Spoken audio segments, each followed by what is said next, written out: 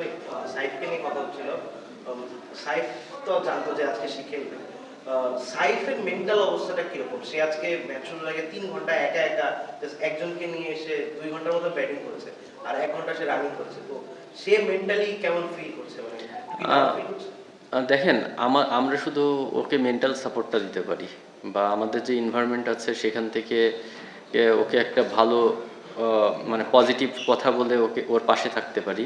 But training যেটা সেটা সম্পূর্ণই ওর ডিসিশন, যে ও কী টাইপের ট্রেনিং করবে, কি করে ও ফিরতে চাই। এই প্রিপারেশনগুলো কিন্তু সম্পূর্ণ প্লেয়ারের নিজস্ব হয়।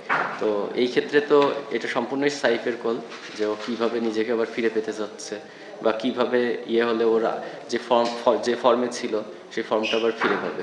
রানটা বেশি যেখানে হলো আর কি আপনার বোলিং এর সময়, যেমন জিয়াউর রহমান একবার ২ উইকেট দিল তখন ১৩৫ রান হতে ৫ উইকেটে ম্যাচ তখন আপনাদেরই নিতে পারে বলা যায়। সেখান থেকে আসলে 19th ওভারে নাসিরকে বোলিং এ আনার পেছনে ভাবনাটা কি ছিল? কারণ দুজন পেসার সাইফুদ্দিন এটা আসলে আমি বলবো যে আমার লাইফের one of the biggest mistake.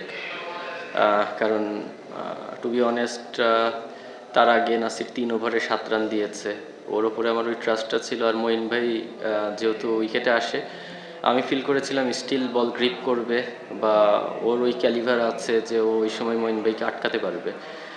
কারণ বাকি পেস বোলাররা আপনি দেখবেন যে ওই সময় কিন্তু ১০-১২ করে হয়ে যাচ্ছিল। এটা আমি বলবো যে সাকসেস হলে তো ডেফিনেটলি ভালো হতো, but at the same time ওই সময় নাসিরকে আসলে বল আনাটা আমার ঠিক হয়নি। এটা আমার অনেক বড় মিস্টেক হয়েছে। ইভেন আমার হাতে যেহেতু অপশন ছিল, আমি অন্য কোনো অপশন ইউজ করতে পারতাম। ১৮০ রান টার্গেটে চেয়েও ছিল, আমাদের শুরুটা খুব ভালো হয়েছিল আর কি। তখন কি মনে হচ্ছে যে এই উইকেটে ১৮০ চেস করা যায়? আসলে আমাদের যেভাবে শুরু হয়েছিল, 180 চেস করার মতন একটা পজিশন হয়েছিল। তারপরে in middle over I feel they bowled brilliantly.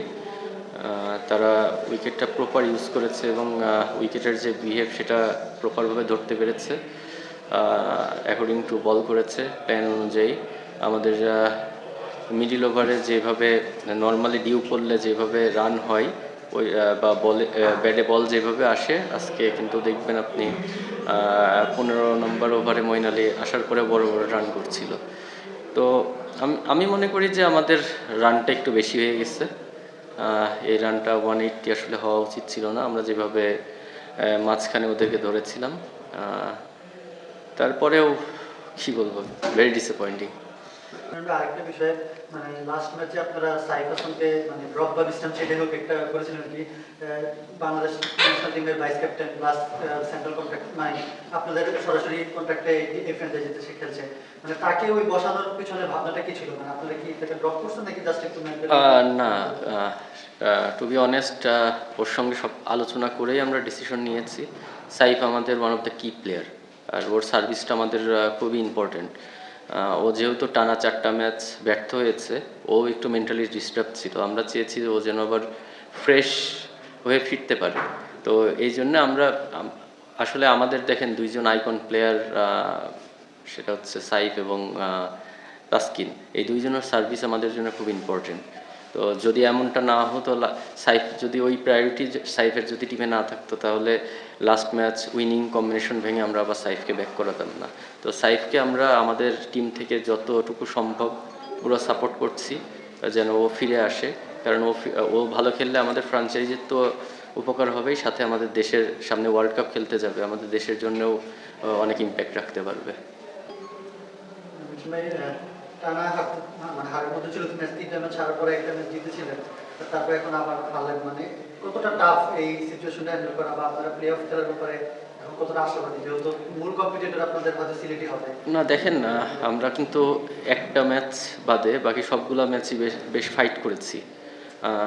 লাস্টে আমি বলবো যে আমাদের স্লগ ওভারে বেশ কিছু সিলি মিস্টেক হয়ে যাচ্ছে সামহাও প্রতিটা ম্যাচেই। যেটা ধরেন 140-তে আটকানোর কথা, সেটা 160 দিয়ে দিচ্ছি। তো আমরা ডেথ ওভার নিয়ে স্টিল আমরা বোলারদের সাথে কথা বলছি, বা বোলারদেরকে ওখানে ক্লিয়ার মাইন্ড থাকার জন্যে এক্সিকিউশন করাটা খুব ইম্পর্টেন্ট। তো এই বিষয়গুলো নিয়ে কিন্তু আমাদের প্রতিটা ম্যাচের পরেই কথা হচ্ছে। আমার মনে হয় ছোট ছোট জায়গায় কিছু মিস্টেক আমরা করে ফেলছি, যেগুলো না হলে হয়তোবা আমাদের পজিশনটা অনেক বেটার থাকতো। সব ধরনের খেলার খবর পেতে সাবস্ক্রাইব করুন। সঙ্গে থাকুন খেলার পাতার।